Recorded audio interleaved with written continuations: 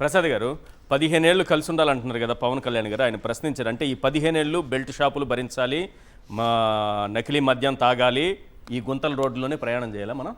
ఆయన ఎలాగో ప్రశ్నించాడు కదా. ఉన్నప్పుడు చూద్దాం సార్, ఈ టర్మ్ 3 ఏళ్ళు ముందు వెళ్తే మిగిలిన నెక్స్ట్ రానివ్వనని చెప్పారు. వాళ్ళకి మరి భయపడుతున్నారు లేదా అడుగుతాం, శేఖర్ని అడుగుతాను నేను. అదే సార్, ఎవరు భయపడతారో అన్ని ప్రజలు కదా, ప్రజలు నిర్ణయిస్తారు. ఏం రాజరిక వ్యవస్థ అశ్వమేధ యాగం కదా వెళ్ళినంత దూరం. పవన్ కళ్యాణ్ గారికి అనవసరంగా హ్యాష్ ట్యాగ్ పెట్టి ఎవరు పెట్టకండి, ఎందుకంటే టైం వేస్ట్. నిన్న రైతులు కూడా కూర్చుంటే నేనే ఆర్థిక మంత్రిని కాదు, నేను ముఖ్యమంత్రిని కాదంటాడు. అంచేత అవన్నీ మనం విని హ్యాష్ ట్యాగ్ అనవసరంగా ఎవరో రైతు ఏదో చెప్పబోతే నువ్వు వైఎస్ఆర్సీపీ మీద నిందలు వేస్తేనే మాట్లాడు, లేకపోతే మైక్ ఇచ్చే అన్నట్టుగా లాక్కున్నా మాట్లాడు. వాళ్ళ ఆక్రందన కూడా వినవట్లేదు, అది వినరు. జగన్మోహన్ రెడ్డిని తిట్టాలి, ఎప్పుడు నష్టం జరిగినా మంచి జరిగితే మాత్రం అది జగన్మోహన్ రెడ్డి గారిది చెప్పకూడదు. ఏదైనా సరే జగన్మోహన్ రెడ్డి గారికి పూసే విధంగా మాట్లాడాలి. ఏదైనా ఆబ్వియస్మే సార్, ఎక్కడైనా ఇది ఎక్కడికైనా మొదలెట్టండి, లాస్ట్ జగన్మోహన్ రెడ్డి దగ్గర కంక్లూడ్ చేస్తేనే ఎవరికైనా మైక్ ఉంటుంది. వాళ్ళు ఎవరినైనా మీరు చూడండి కావాలంటే మైక్ టెస్టింగ్ 1 2 3 పిల్లలతో ఏదో మాక్ అసెంబ్లీ పెట్టించారు, అక్కడ కూడా రాజకీయాలు చేశారు. ఆఖరికి అందులో పవన్ కళ్యాణ్ లాగా చేసిన మాక్ అసెంబ్లీ చేసిన అబ్బాయి బయటకు వచ్చిన తర్వాత నీకు ఇష్టమైన పొలిటీషియన్ ఎవరు అంటే జగన్మోహన్ రెడ్డి అని చెప్తున్నారు. సార్ కావాలని సిగ్గుపోయింది వీళ్ళకి, సిగ్గుపోయింది సార్. పిల్లల దగ్గర రాజకీయాలు చేశారు, ఫస్ట్ పిల్లలతో రాజకీయాలు మాట్లాడించారు. చంద్రబాబు నాయుడు గారు అక్కడ కూడా గంటలు తినేశారు టైము. మళ్ళీ నీతులు చెప్తున్నారు చంద్రబాబు నాయుడు గారు. బయట వస్తే ఆ పిల్లలు ఏం చెప్పారు, మాకు జగన్మోహన్ రెడ్డి ఇష్టం అని చెప్తారు. సార్ ఇది కుట్ర సార్, మా అభిమాన నటుడు పవన్ కళ్యాణ్ మీద నారా లోకేష్ అండ్ కో చేసినటువంటి కుట్ర సార్. ఏ కుట్ర? ఎస్, మా పవన్ కళ్యాణ్ గారి వేషం వేయించి జగన్మోహన్ రెడ్డి గారి అభిమానం చెప్పిస్తే పాపం పవన్ కళ్యాణ్ గారి పరివేయం. అంటే చంద్రబాబు నాయుడు గారు వేషం వేసిన వాళ్ళు ఎవరన్నా ఉంటే వాళ్ళు కూడా అదే చెప్తారేమో, నాకు తెలియదు కానీ నేను చూసి ఉస్తాద్ భగత్ సింగ్ సినిమా ఏదో నటించాడు, పేరు నిజం భగత్ సింగ్ ఏంటి అలాగే నటనే అంతే. ఇప్పుడు ఈ రోడ్లు అనే సమస్యకి ప్రాస్పెక్టివ్ సొల్యూషన్స్ అన్న దగ్గర శేఖర్ రెడ్డి చెప్పిన దానికి వాళ్ళ గౌరవ ఆర్థిక మంత్రి నిర్మలా సీతారామన్ గారు సిఆర్డిఎల్ఏ వాళ్ళు రివ్యూ చేస్తున్నారు. అవును, తెచ్చినొప్పు ఎంత, ఇచ్చినొప్పు ఎంత, ఇది కట్టబోయేది ఎంత, కట్టింది ఎంత అన్నదాన్ని. నాకు తెలిసి ఇది ఆల్రెడీ వరల్డ్ బ్యాంక్ వాళ్ళు చేతావని ఇచ్చి ఉంటారు. ఎందుకంటే ఏషియన్ మార్కెంటల్ బ్యాంక్ అండ్ వరల్డ్ బ్యాంక్ కలిపి ఇచ్చిన సంయుక్త ప్రాజెక్ట్లో 15,000 కోట్లు ఏదైతే సాయం చేద్దామో అది పీరియాడికల్ గా రిలీజ్ చేస్తున్నారు. పీరియాడికల్ గా నీళ్ళు తోడడానికి మోటార్లు పెట్టుకుని కొత్త మోటార్లు కొనడానికి వాడితే వాళ్ళు ఎందుకు ఇవ్వాలి? తర్వాత ప్రజలకు ఉపయోగపడి ఏవి కాకుండా ఓన్లీ సచివాలయం, ఆ ఉల్లంఘన ఎంప్లాయీస్కి ఏమో క్వార్టర్స్ కట్టడం ఇవన్నీ చెప్తున్నారు కథలు. అవి కూడా ఇంకా అప్పటికి కొలిక్కి రాలే కదా. రాష్ట్రం అంతా ఇట్లుంది, రోడ్లు ఇలా ఉన్నాయి. అమరావతిలో బాగున్నాయా? అసలు అమరావతిలో రోడ్లు వేయలేదు కదా. వేయలేదా? స్టేట్ క్యాపిటల్ రోడ్ ఏమైనా అయిందా? అదే కదా main purpose. State capital road అయితే అమరావతికి అప్పుడు 5 ఏళ్ళు పోయింది, ఇప్పుడు 1 సంవత్సరం 2 ఏళ్ళు పోయింది. ఇవాళ అమరావతి రైతులు కూడా వెళ్ళారు. అమరావతి రైతుల తపేల ఛానల్లో కూర్చుని అలా అంటే నేను ఇలా మాట్లాడతాను అనుకోవట్లేదు అంటుంది యాంకర్. అలా ఆల్రెడీ మొదలైంది దుకాణం. అవి 1000 గజాలు 400 గజాలకి దిక్కులేదు. ఇప్పుడు అమరావతి బాగా స్ట్రాంగ్ వేస్తారు. 170 కోట్ల ఎంత కిలోమీటర్కి సార్? 120 కోట్లు ఉంది సార్, ఒక చోట 40 కోట్లు ఉంది, ఒక చోట 60 కోట్లు ఉంది సార్. నేషనల్ హైవే అవడానికి శేఖర్ గారు, కేంద్ర ప్రభుత్వం లాస్ట్ బడ్జెట్లో 250 కోట్లు అలకేట్ చేసింది అమరావతి రోడ్లకి. ఓకే, వీళ్ళు అలకేట్ చేసింది 5 కిలోమీటర్ల రోడ్డుకి కూడా రాదు. అని అగ్రిగేట్ 60 కోట్లు 40 కోట్లు లేదండి, 2.5 కిలోమీటర్ అండి సార్. 2.5 kilometre sir minimum. వాళ్ళు 100 కోట్ల రూపాయలు తీసుకుంటున్నారు సార్. మొన్న వాళ్ళు వేసిన ఆంధ్రజ్యోతి పేపర్లోనే ఉంది సార్, టెండర్లో. ఐ థింక్ 100 కోట్ల రూపాయలు ఫర్ కిలోమీటర్. నాకు అర్థం కాలేదు సార్. ఆ రూట్ నేషనల్ హైవే తెలుసా సార్? అలా అగ్రిగేట్ 21 నుంచి 24 కోట్ల మధ్యలో కిలోమీటర్ కాస్ట్ అవుతుంది.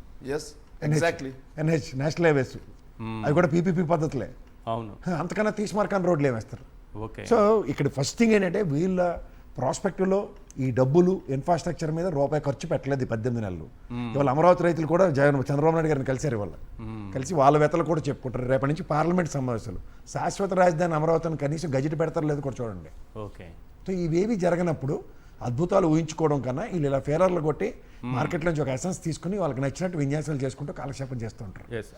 నేషనల్ హైవేస్కి 22-23 కోట్లు అన్నారు సార్. అవును, అందులో ల్యాండ్ ఏదైతే మన ల్యాండ్ అలాకేషన్స్ కూడా ఉన్నాయి సార్. మన ల్యాండ్ భూసేకరణ కూడా అందులో ఉంది సార్.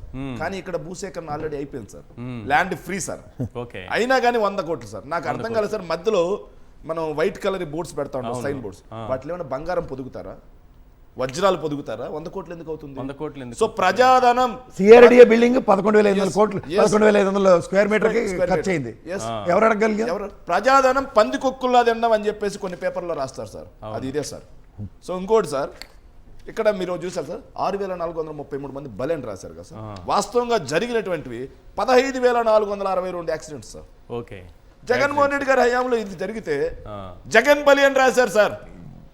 మరి ఇప్పుడు చంద్రబలి అని ఎందుకు రాయట్లేదు? నారా బలి అని ఎందుకు రాయట్లేదు? ముందు చెప్పలేదండి, చెప్పి చేస్తేనే తీసుకున్న బలి. సో ఇంకోటి చెప్తున్నాను సార్, పవన్ కళ్యాణ్ గురించి మీరు ఏదో అంటున్నారు సార్.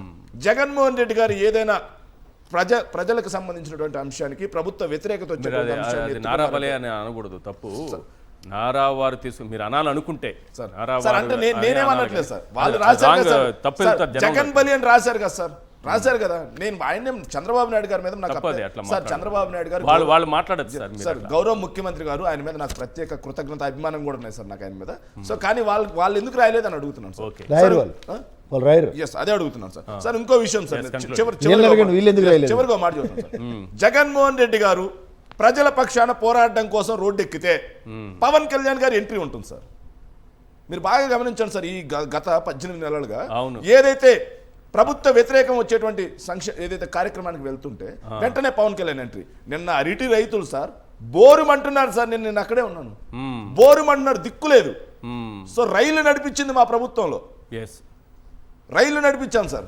అలాంటి పరిస్థితి నుంచి ఈరోజు రైతన్న అరటి తోటలని దున్నేసే పరిస్థితిలో ఉంటే జగన్మోహన్ రెడ్డి గారు మాట్లాడుతూ ఉంటే దాన్ని డైవర్ట్ చేయడం కోసం ఆడికెళ్ళి ఏం మాట్లాడుతున్నాడు కూడా తెలియట్లేదు సార్.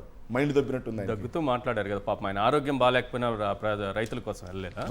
సరే, ఏ రైతులకి రైతు భరోసా ఇవ్వలేదని రైతులకి వెళ్ళండి. మద్దతు ధర గురించి మాట్లాడమనండి సార్, మద్దతు ధర గురించి మాట్లాడమనండి. రైతుల దగ్గర వ్యవసాయ శాఖ మంత్రి ఎందుకు వెళ్ళారు? వ్యవసాయ శాఖ మంత్రి అచ్చెన్నాయుడు గారు కదా వెళ్ళవలసిందే. తీవ్ర నష్టం జరిగిన రైతుల దగ్గర అచ్చెన్నాయుడు గారు వెళ్ళకుండా ఈయన ఎందుకు వెళ్తున్నాడు? What why is connected? Correct ఈ పాయింట్.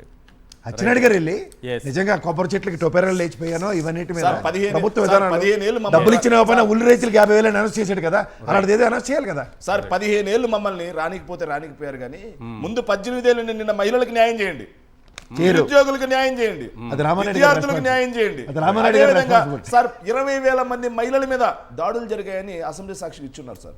ఆ మహిళలకు దాడులు మహిళల దాకా వెళ్ళారు, వాళ్ళ ఎమ్మెల్యే పిఏ పనికిమాల పని చేస్తే ఇప్పటికి కన్నం లేదు, కన్నం లేదు. సో చిన్నారులు చచ్చిపోతా ఉన్నారు, వాళ్ళ తోళ్ళు తాట్లు తీసి ఆరేయండి సార్. తర్వాత మీరు అధికారంలో వచ్చి రానిచ్చి రైతు భరోసా ఇవ్వలేదని రైతులకు వెళ్ళండి. మద్దతు ధర గురించి మాట్లాడమనండి సార్, మద్దతు ధర గురించి మాట్లాడమనండి. రైతుల దగ్గర వ్యవసాయ శాఖ మంత్రి ఎందుకు వెళ్ళారు? వ్యవసాయ శాఖ మంత్రి అచ్చెన్నాయుడు గారు కదా వెళ్ళవలసిందే. తీవ్ర నష్టం జరిగిన రైతుల దగ్గర అచ్చెన్నాయుడు గారు వెళ్ళకుండా ఈయన ఎందుకు వెళ్తున్నాడు? What why is connected? Correct ఈ పాయింట్.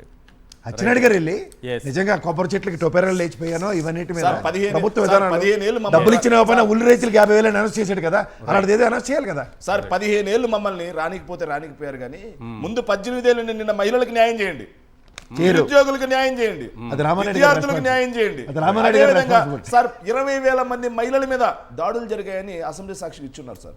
ఆ మహిళలకు దాడులు మహిళల దాకా వెళ్ళారు, వాళ్ళ ఎమ్మెల్యే పిఏ పనికిమాల పని చేస్తే ఇప్పటికి కన్నం లేదు, కన్నం లేదు.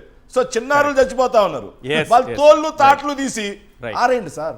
తర్వాత మీరు అధికారంలో వచ్చి రానిచ్చి